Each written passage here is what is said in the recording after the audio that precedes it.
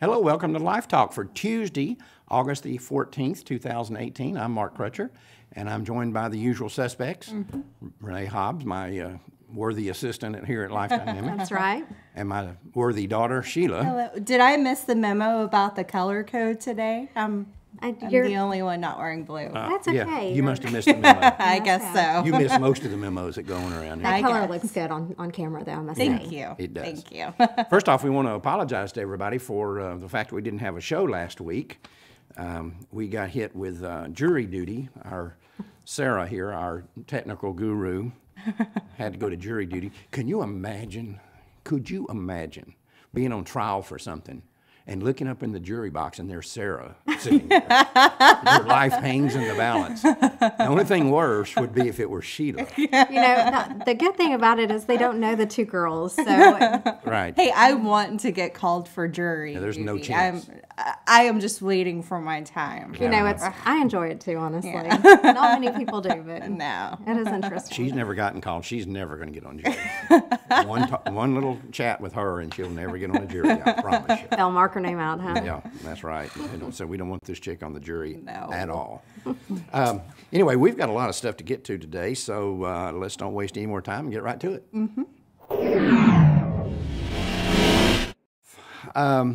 We had Rusty Thomas on the other day Yeah. About his son, who I think is just a miraculous young man. Absolutely. He was on his way to having a real stellar athletic career. 16 years old, had his whole life in front of him. Now he's dying of bone cancer. And he's got one of the best attitudes of anybody I've ever seen. I don't know how you be 16 years old and be going through this and have the attitude that he's got. But it is truly astonishing to watch. And I still believe in his healing, though. yeah, Well, I yeah. still keep praying for it. right. Exactly. But And if God wants to heal him, he can heal him like that. That's right. It won't take any time. but at all. either way, his testimony has touched the lives of thousands. Thousands so. of people. He is doing some good work. Except some of our degenerates over on the pro-choice side. Of course, calling them pro-choice degenerates is kind of redundant because Right. by definition, you're morally defective if you're pro-choice on the abortion issue. Some of his detractors, you wouldn't think that a guy with his attitude who's 16 years old and dying of cancer would have detractors, but he does. The pro-choice mentality, these people are attacking him, and basically their argument is, and some of them have literally said this, that his cancer is just giving his mom a late-term abortion. It's unreal. I mean, there's no words that you can put into place to describe how disgusting those people are, and to hear what he's going through in the ministry and the lives that he's touching, even now as he's going through this, is just astonishing. I mean, pro-aborts always say, oh, you know, these pro-lifers, they're dangerous people, you know, the stuff they say, they harass us. Talk about harassment and no being empathy. horrendous. They claim we have no empathy for a woman who's going to murder her baby, and yet here's a young man, 16 years old, dying of bone cancer, and they're saying, oh, this is just a late-term abortion. Yeah, they're It's- disgusting. They are disgusting people. And, you know, this kind of, if you think about it for a minute, Renee, goes to why we started peopleofchoice.com. And I still want to encourage everybody out there, go to peopleofchoice.com. You need to understand what kind of people we're going up against here. Right, yeah, because on that, there are some horrific things that they do out in the field that isn't shown in the media, and everyday No. people don't see this, but we gather the information, and we've got proof of it. It is disgusting. And it's nasty. It would be one thing if it, you know, it was just a few individuals here and there. But it's But not. no, it's the whole pro-choice movement. I mean, it's rare to get someone who's, you know, can act decently. And, you know, when you think about it, you say, well, this is outrageous that somebody would come on there and say his cancer is just a late-term abortion, right? But if you go to peopleofchoice.com and look at what we've got on there, this is perfectly within character Of who they of are. all those people on there. Yeah, they're the ones that do the harassing. Let me tell you what Rusty's son, Jeremiah, had to say about this, about these people that are saying these horrible things about him online. Says, I pity them to have that much darkness in your heart that you want a kid with cancer to die. Makes me wonder what happened to them in their life. It's a scary place to be mentally and spiritually. I pray God would have mercy on them. That's right. Yeah. That's the difference exactly between right. the pro-aborts and the pro-lifers, right there, all summed up. Right. That's in that sentence. Yeah. Yeah, exactly. Definitely shows Rusty's character, too. He's a pretty neat man. He raised a pretty good kid. And he raised a really, lots of good kids. Right, lots of good kids. In Utah, Republican Mia Love is the congressman from a district there in Utah, and she's got an opponent, a raging pro-abort Democrat named Ben McAdams. And Love has been going around, because the abortion issue plays well for pro-lifers in Utah, and she's been making a big deal about her pro-life position and his pro-abortion position. Now, he's slamming her. He's attacking her, saying that she's lying about his position, that he's not pro-abortion, that he's pro-life. But in an April interview that he did with the media up there, this was his quote.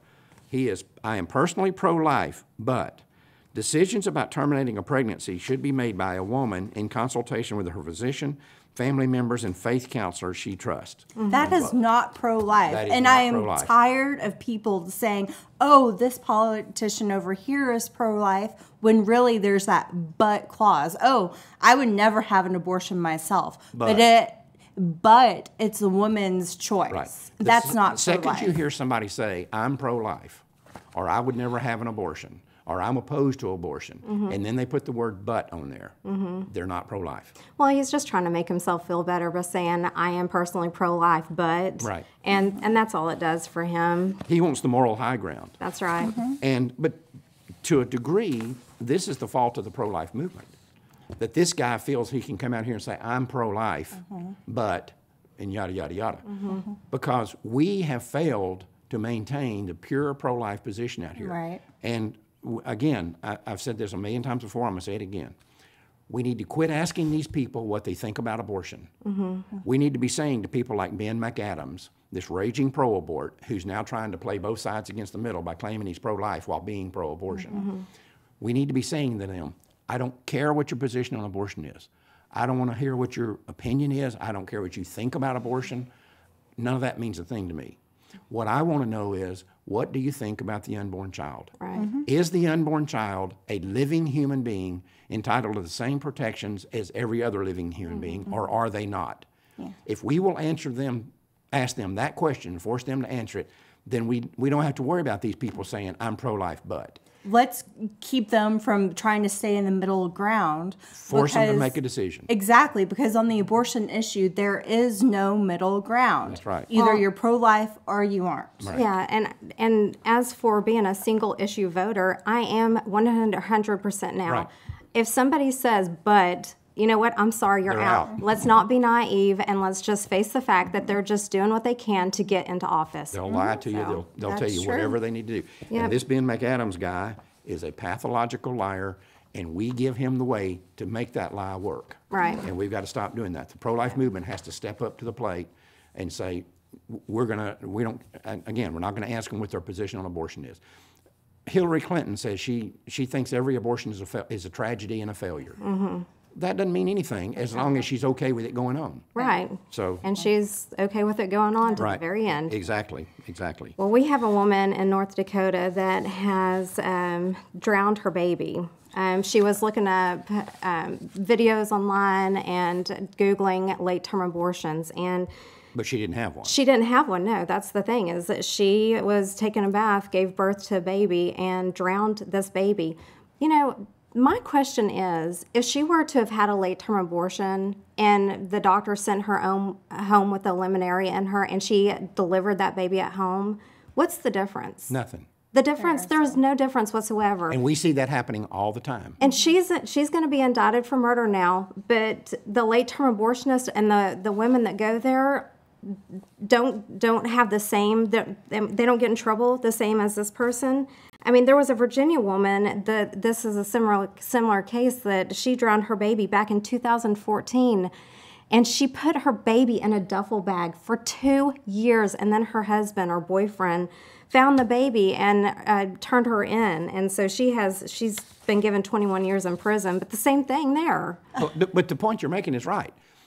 If this woman had gone to a late-term abortionist, which she was looking at doing at the time, and probably, if I'm guessing, she called them and found out what they were going to charge for Outrageous amount of money. outrageous amount of money they're going to charge for it. So she decides, I'll just give Have the birth baby, and then. But the baby's dead either way. What is the distinction? I challenge anyone to come on here and tell me what the distinction is between what what this woman did and is now indicted for murder for. But if she'd have taken that baby into an abortion clinic and they'd have done exactly the same thing, it would have just been a choice. That's all it is. That's right. Exactly. You know, and there's another thing I think we need to be bringing up. And Well, wait a minute. This is the sort of thing that the legalization of abortion was supposed to stop. That you wouldn't have women doing this because they'd have this choice, right? Right. And what makes me mad about these type of cases, besides the baby, you know, dying, is that pro-choicers would say, oh, you know, if with the legalization of abortion, if it was easily accessible, then she wouldn't have had to Google how to do a self-induced abortion. She wouldn't have had to have the baby. She would have been able to abort it. Right. But the baby'd be just as dead. Exactly. Right. So there's no difference. And like you said, the legalization of abortion was supposed to prevent these things from happening, and obviously didn't. This was just, if you think about it for a minute, this was a do-it-yourself home late-term abortion. Right. But she's being indicted for murder. And there's actually kids, I don't know how many years ago it was, it's been a while, but there were home abortion kits that you could do this stuff at home. Well, they're pushing that again. What's the difference? And we've got the video here. And I watched the video, and it is so disgusting. Something I'm not going to watch again. It's they're literally, and I used to tell people this, and they thought I was nuts until we started showing them the video. It's a Tupperware party abortion. You go to a Tupperware party kind of with a bunch of your friends, and you all sit around and do vaginal exams, and the whole thing is just absolutely, utterly disgusting. Yeah, it really is. And it's dangerous. Yeah. But they're still pushing it. Yeah. Hi, Elaine. Well, somebody on. Real quick. I was fixing to look behind me. Elaine? Where's Elaine? Right. I had to squeeze that in, sorry. Right. But, I mean, that story kind of ties in with our next one. I don't know if people have been following it, but there's been a killer whale who had a baby. The calf died a few hours after childbirth, and she has been pushing her dead calf around with her for more than 10 days. Yeah. Environmentalists, researchers, you know, the news media have been covering this, and they have pictures, and it's really sad seeing this killer whale carrying her dead calf around with her.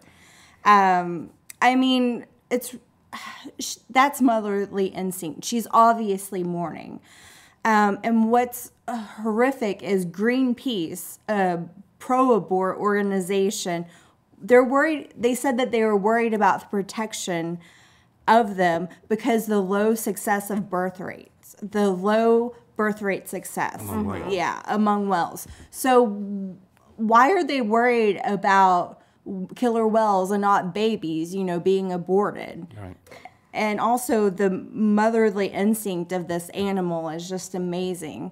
But abortion has destroyed that motherly instinct in our society. Right. Well, this is the difference, is that we can see this going on, and there's not cameras inside the abortion clinic. If we were to have cameras inside the abortion clinic, and if we were to take those dead babies out and put them on our head like that mama calf or that mama whale did, carrying her calf around on her head, then the whole world would see what abortion actually looks like. Yeah, but the media would be like, oh, we need to censor this. This is too graphic. Right. And then like these people would be like, oh, well, it wasn't a baby at that point. Y'all only care about unborn babies. We care about, you know, the environment and animals. Carbon footprint. Yeah. I said years ago, Renee, something very similar to what you said, and that was,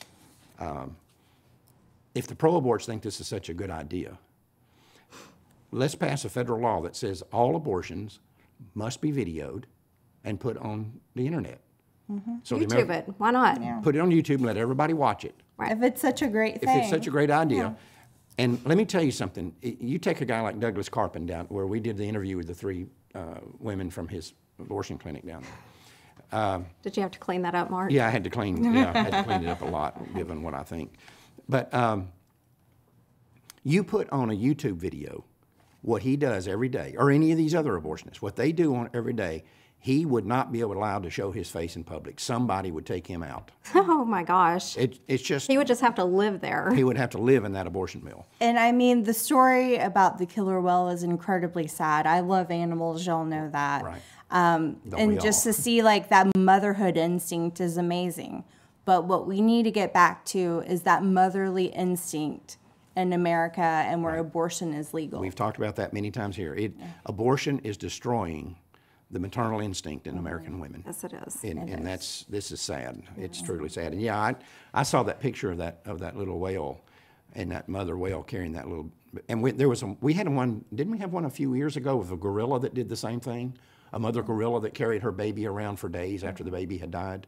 And it was here at a zoo, I think maybe in San Diego, and they couldn't get, and they finally just had to wait until she gave up the baby. Right.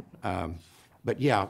These animals don't have legal abortion to destroy their maternal instincts, so they still have them. Anyway, when we come back from RoeBots, we've got a couple of other stories that I think are important for people to know about. But anyway, let's take a time out right now and watch this episode of RoeBots. In 1973, the U.S. Supreme Court legalized abortion nationwide. The decision is called Roe versus Wade, and those who defend it are known as RoeBots. This is how they think. Why should a woman who is acting responsibly be forced into motherhood just because her birth control failed? In the first place, someone can be acting responsibly, but that doesn't make them immune from the consequences of what they're doing. For example, even though someone might be driving their car responsibly, they can still get into an accident, and they are still responsible for the damage they might do. In the case of sexual activity, acting responsibly is more than just taking steps to avoid pregnancy. It is also accepting, before getting into a sexual relationship, that pregnancy is always a possibility. As for this forced motherhood nonsense, let's make it clear that no one in the pro-life movement has ever argued that women should be forced to become mothers. But when a woman is already pregnant, her only options are to be the mother of a live baby or to have an abortion and be the mother of a dead baby. Also, if the argument is that sexual active women should not be forced into motherhood simply because their birth control fails, the question becomes, do we extend that same option to men? After all, we are constantly being told that legalized abortion is about equal rights for men and women. So let's say a man and a woman are having a consensual sexual relationship, and he is acting responsibly by using a condom, and she is acting responsibly by using birth control pills, but she still gets pregnant. In that case, if she decides to abort their child, he has no legal way to stop her. But if she doesn't abort, he can be legally forced to pay child support. In other words, a woman who refuses to support her child is simply making a personal choice. But a man who refuses to support his child is a deadbeat dad who can be arrested and thrown into jail. And yet somehow, in the pro-choice mind, this arrangement makes perfect sense. Forced motherhood is wrong, but forced fatherhood is right. Welcome back. You had a story, Renee, you wanted to I do have a story. bring up here. Yes. Leroy Carthart is having some issues trying to keep biohazard medical waste companies. He's gone through 2, and now he's on his 3rd one. Yeah. And this is the... Sorry, but just the thought of, I'm just imagining his reaction, Can you imagine how angry he is over this? Well, not so You know what? angry right now Can because I he express got to you somebody. how little concerned I am about how angry Leroy Carthart is? One of the most notorious baby killers and women killers in the country. Late term. Late term too. abortions. Yeah, yep. Well, not that matters. Late term, early term, any term. Right. Anyways, there's a company called Bio-Haz Solutions, and they are picking up these babies in containers that have crosses and holy water, and they carry around a Bible.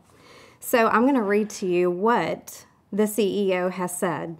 David, I'm not going to say his last name because I can't say it. Okay. First and foremost, we at Bio-Hazard Solutions are against all abortions. However, we feel reverential and moral responsibility with the goodness of God and His blessings that we take the souls of our children with no voice. No other company does what we do in a very reverent and respectful way for the lost souls of these children. We take responsibility in handling and managing how said containers are handled once they leave the facility in origin. All of our vehicles carry holy water and place golden crosses on containers we pick up at the aforementioned locations. We also carry the Holy Bible to guide us in time of need. This company right here is just as responsible for these late-term abortions than what Carhartt and the employees are doing there. Right. Oh, yeah, because carrying holy water and a Bible with you helps save these babies. I'd want to ask this guy. First off, he's obviously a heretic. This guy's trying to put a happy face on what he's doing. But let's just say you went to a Nazi guard at Auschwitz. All right. And he said, look, yeah, I'm opposed to what's going on here. And I carry my Bible around with me.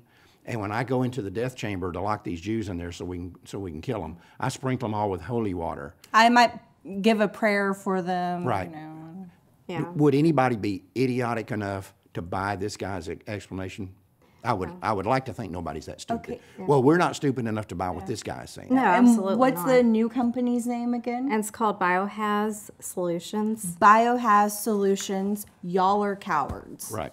Mark and I actually talked to a company before this one. Right. It's And he was trying to do the same thing. he was trying to do the same thing, except now they're not picking up. Well, obviously they're not picking up at Carhartt's because this company is, but they're still doing picking up from other abortion mills in the region. You know, And he said that there's an incinerator down the road. Trey Krell said this, down the road, and they're the ones that deal with these babies. Yeah, because Bio-Haz that's the Solution guy you and is- I called and talked to. Yeah, exactly. And then he basically hung up on us, but Yeah. because we were holding his feet to the fire. He said not to believe what, like Mark Harrington and that group, what they're saying. But you know, really, if you think about it for a minute, you think about the trains that went into Auschwitz with people on them. What these guys are, the parallel here is they're like the train drivers. You know, if you were to interview one of those train drivers, he said, I'm not a Nazi and I don't agree with, I'm just driving the train. This is just my job. I just drive the train. That's all I do. Right. That's no different than this right here. Or they're the ones that bury the bodies, you know, Yeah. after they've been the Right. mass graves. Right. It's unbelievable. There's no difference. Yep. Anyway, that's So hopefully pro-lifers can put enough pressure on them like they did these, you know, 2 other organizations to get them to quit. Hopefully. Hopefully. that's right. We'll see. And another story that's just unbelievable. I mean, it's believable because it's happened in the past. But the FDA recently did a contract with Advanced Bioscience Resources for tissue for humanized mice, human fetal tissue. It's a year-long contract, and they want the fresh human fetal tissue to be put into mice, into immune-compromised mice, so that they can test drugs for immune systems for humans. This is something that we came across when we were doing the original research or the undercover work that we did that exposed the trafficking in parts, which David Leiden then followed up on years later. And you're not aware of this, Sheila, because we haven't gone over it with you, but Renee is. We're involved in a project right now. We've told people before we can't really talk about it until it's finished and comes out. But this is a part of that. This deal of, they're called chimeras, where you take and you meld humans with animals. And it's really frightening what some of the things that are going on out there.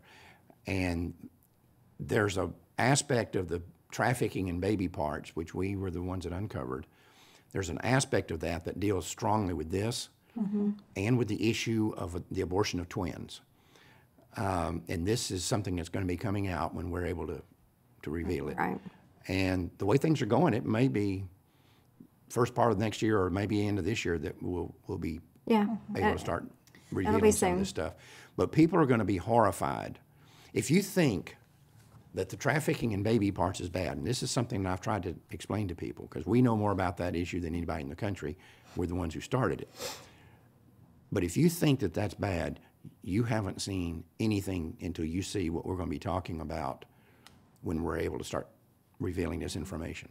You've seen it. I've seen it. Could you have imagined before you saw that? Absolutely not. It's horrifying. Yeah. It's so It's disturbing. disturbing. This stuff seems like it would come out of a science fiction story. Frankenstein. Made up. Yeah, because science fiction is all about, morality and humanity and all of that in a fictionalized way. But this stuff is real. Yeah, it is. I mean, advanced bioresources are selling parts to the FDA in the name of science. Right. It's not right. And their contract is for a year for $15,900. A nonprofit organization selling fresh human fetal tissue to the FDA. And which means, because the FDA is a government entity, then money's being taken out of all of our pockets to help fund all this. Yeah. And it's just, That's a whole different issue. but I'll tell you, people have asked me, how are we going to end all this stuff? And we're thinking about the medical waste issues and the issues with selling baby parts and so forth. We are never going to stop all of these things until we end legalized abortion, because these are all outgrowths of it. And I keep on, you'll have these pro-aborts, people who call themselves pro-choice, who will feign outrage at some of the things that they hear going on. I don't want to hear it. It's all connected. If you support legalized abortion, then be man enough to step up to the plate and say, then I support this, because this is what you get. You cannot take legalized abortion and not think you get everything that goes along with it. It's a cycle, and it's all connected until abortion, is illegal and the right to life from the moment of conception, It's protected. then it's not going to change. No, it's not. You're going to have these kind of things going on and on and on. Yeah. Terry Palmquist says humanized mice already exist. Right. Demon rats. Yeah. They do exist, and the FDA is just continuing, to do it. Yeah. Richard Fisher Jr. said, may God lead them to repentance so that hell has no place for them. That's right. But again, I don't want to see the pro-life movement get dragged in to all these peripheral battles and say, oh, we're going to stop this part of it, we're going to stop this, we're going to stop this. Because until you stop it at the root cause, then these things will keep springing up. Right. They'll keep springing up. And one of the things that they do in this environment where we're talking about all these ghoulish, Frankenstein-like medical experiments, they will come out here and say, well, don't you at least, as somebody who's pro-life, want to see something good come from abortion? No, I don't. And if your argument is that we've got to accept all of this just patently evil stuff in the hope that we'll get some good out of it and make abortion seem a little bit less onerous than what it is, no, we should not profit, because all this stuff is designed to do is to help born people, right? So we're going to use these unborn children that we intentionally kill to try to save people that are already born who want to live better lives, right? No, I don't want to see that happen. If that makes me horrible, then that makes me horrible. But I'm not ever going to say that we should profit from our own evil, that we should profit from the evil that we commit in these abortion mills. Well, I mean, it's just the same as the FDA vaccinations for children, too. Right. It's the same deal. And the FDA is lying through their teeth, and they do all the time, but this is just an example of how they don't care about unborn children. And their pre-solicitation notice, they stated that ABR is the only company in the U.S. capable of supplying tissues suitable for HM research, human mice research. That is not true. That's There a are other lie. Exactly. They may have given the contract to this company, but they're not the only company that's capable of this. Or that's doing it. Exactly. They're the big players. And if that's the case, then it just proves that there are thousands of babies on a daily basis that are getting aborted. Where else would these human fetal tissues be coming from? Yeah, because they have to have fresh tissue. Yeah. I mean, Yeah, they're not gonna wait around and get it from babies that are unborn babies that might be killed in a car wreck or something. There's not enough. Or of them. miscarriage. Or whatever. There's not enough of them. This is where they have to get them. Yeah. And again, we should not be. This society should not profit from its own evil. And so I've had people ask me, said, well, if there's fetal tissue coming out of an abortion mill, would you rather see that fetal tissue just discarded or used in medical research? I'd rather see it discarded because we should not profit from our own evil. And plus, that's what we're doing. And plus, using it is just making abortion stay in demand. Right. So anyway, but the bottom line always comes back to the same thing. We're not going to stop all of these peripheral issues until we end abortion itself. Yeah. We've got to go to the root cause of the problem. that's right.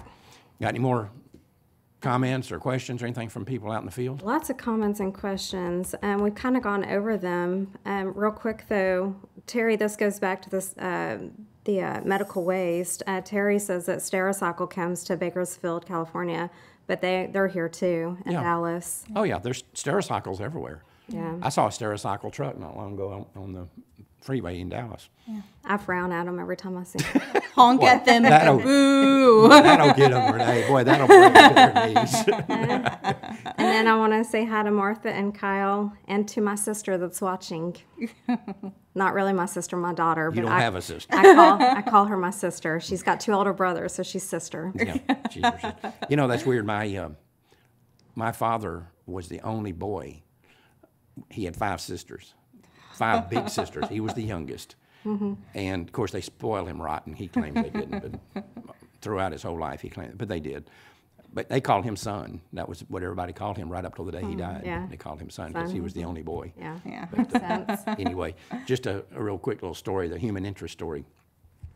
Like all fathers, of course, he told us all his life about how easy that me and my brother had it because when he was a kid, he had to get to school at 3 o'clock in the morning to light Up a the hill fire. and- It's, through the snow. It's uphill both ways. 5 miles. It's 5 miles in the snow. It's uphill both ways, you know.